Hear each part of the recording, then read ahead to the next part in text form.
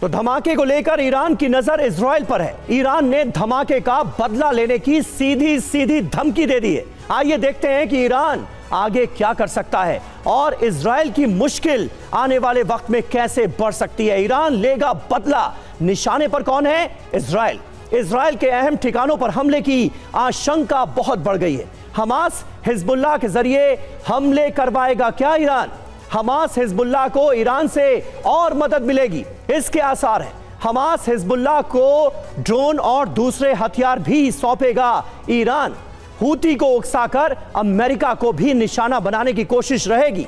Gaza में भी Israeli सेना पर हमास के हमले तेज होंगे, इसके पूरे आसार हैं। हमारे साथ दो खास मेहमान मौजूद हैं। एयर मार्शल राजेश कुमार हमें ज्वाइन कर रहे हैं, ब्रिगेडियर संदीप थापर भी हमारे साथ मौजूद हैं। राजेश जी, किस तरह से आप देखते हैं इस डेवलपमेंट को? धमाके जबरदस्त थे, 100 से ज्यादा लोगों की जान गई है, ईरान भड़का हुआ है, निशाने पर इजराइल है।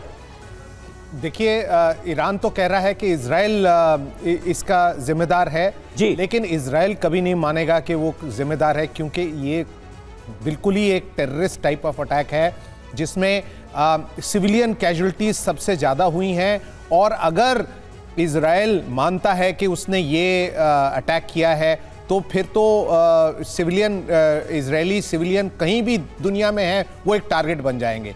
तो वो कभी नहीं मानेगा कि उन्होंने ये अटैक किया है।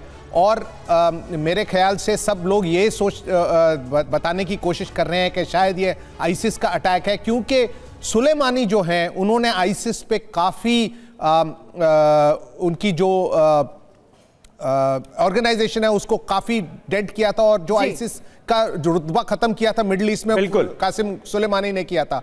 लेकिन ये अगर इजराइल ने की है या गुप्त रूप से की है तो ये ईरान को एक सिग्नल है कि अगर आप हिजबुल्लाह और हमास और हूती को रेन इन नहीं करते हो तो हम आपके पास डायरेक्टली आ सकते हैं, या तो खुल के मैदान में आओ या फिर पीछे हट जाओ। ठीक है, यानी कि आप कह सकते हैं सर कि इस पूरे हमले के पीछे इजराइल का एक बहुत ही स्ट्रांग मैसेज था ईरान के लिए, जिसे ईरान अगर समझ ले तो अच्छा है, वरना अंजाम इसी तरीके के होंगे। इस बीच एक और बड़ी खबर है, ईरानी राष्ट्रपति रईसी की इजराइल को एक और बड़ी धमकी। देखिए, धमकी ईरान की तरफ से भी इजराइल को मिल रही है। इजराइल के खिलाफ अल अक्सा फ्लड अब भी जारी है, यहूदियों के अंत तक अल अक्सा फ्लड जारी रहेगा, ईरान ने यह कहा है।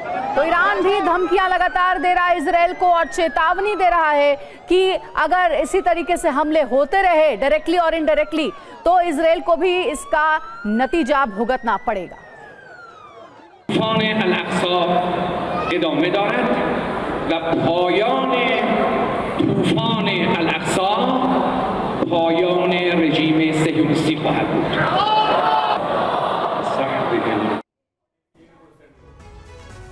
और आइए अब आपको जल्दी से ये बताते हैं कि अल अक्सा फ्लड ऑपरेशन क्या है, जिसकी बात ईरानी राष्ट्रपति रईसी इजराइल को लेकर के कह रहे हैं। अल अक्सा फ्लड क्या, आपको बिग वॉल पर बताने वाले हैं, पॉइंट वाइज समझाएंगे। देखिए, हमास का इजराइल के खिलाफ ऑपरेशन का नाम है जिसे अल अक्सा फ्लड नाम दिया गया था। और साथ ही इसके बारे में यह भी कहा जाता है कि बीते साल 7 अक्टूबर को इजराइल पर हमास का जो हमला हुआ उसे लेकर लगातार चेतावनी दी जा रही है ईरान की तरफ से भी।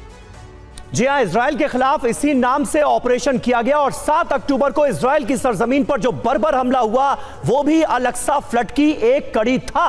हमास के हमले में 1200 से ज्यादा इजरायलियों की मौत हुई थी, उसे भला कौन भूल सकता है। अल अक्सा मस्जिद को अपवित्र करने का बदला लिया है हमने, ये कहा था इस बर्बर हमले के बाद हमास ने। जी हां, ऑपरेशन के तहत इजराइल पर अब तक का सबसे बड़ा ये हमला बताया जाता है और इस पूरे ऑपरेशन को अल अक्सा फ्लड का नाम दिया गया था। ये जो बड़ी जानकारियां सामने आ रही हैं इसी को लेकर के कहा जा रहा है कि अब ये जो हमला हुआ है इसे लेकर अब ईरान और इजराइल आमने सामने